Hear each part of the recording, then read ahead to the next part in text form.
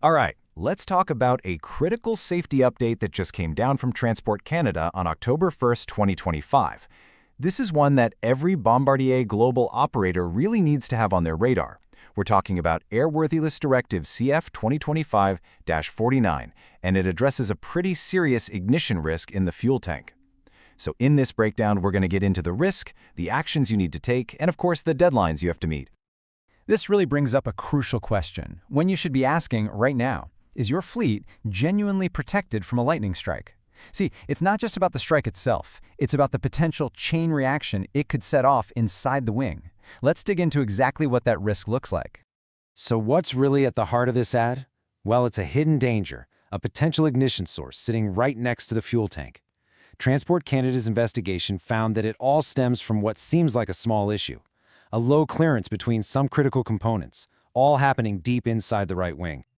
Okay, so this is how it all plays out. It's a real chain reaction. It all starts with something simple, not enough space. Low clearance.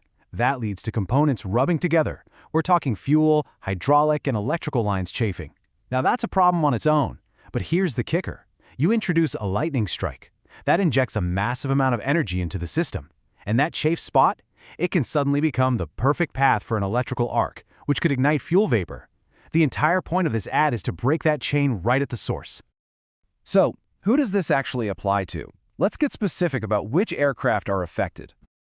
All right, if you operate the Bombardier BD-700-2A12, you'll want to pay close attention. This AD is specifically for serial numbers ranging from 7005 all the way through 7179. If your aircraft serial number falls in that range, then compliance isn't optional, it's mandatory. Okay, so we know who's affected. Now for the big question, what exactly do you need to do? The good news is the directive gives us a clear roadmap, and it all runs through a specific Bombardier Service Bulletin. Your go-to document for all this work is going to be Bombardier Service Bulletin 700-57-7537. And listen, this is really important. Make sure you're using revision 01, which is dated June 13th, 2025, or, of course, any later revisions that get approved. This is the document with all the step-by-step procedures your team is going to need. First up, we've got Action A. This one takes us to Bay 3 of the right wing. The job here is to correct the low clearance between the fuel line's flexible coupling and the harness support bracket clip nut.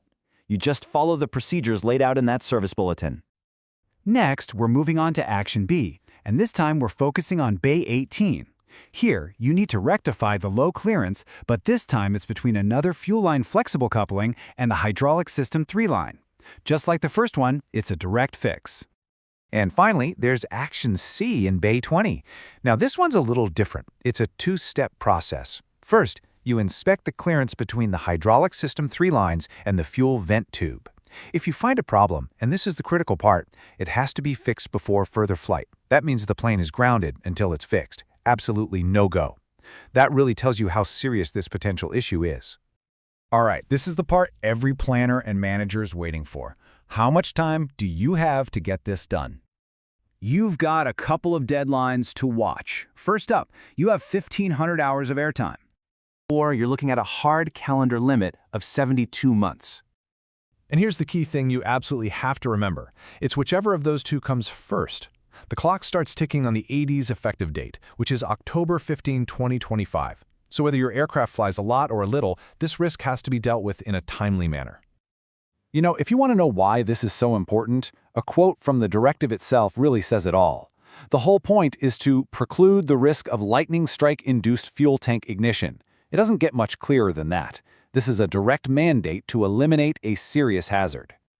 So let's put it all together. Compliance with ADCF 2025-49 is absolutely essential for any operator with these specific Bombardier Global aircraft. It's time to get with your camo, planning, and maintenance teams to make sure you can meet those deadlines. And remember, for all the nitty-gritty technical details, always go to the source, the official Transport Canada AD and that Bombardier Service Bulletin.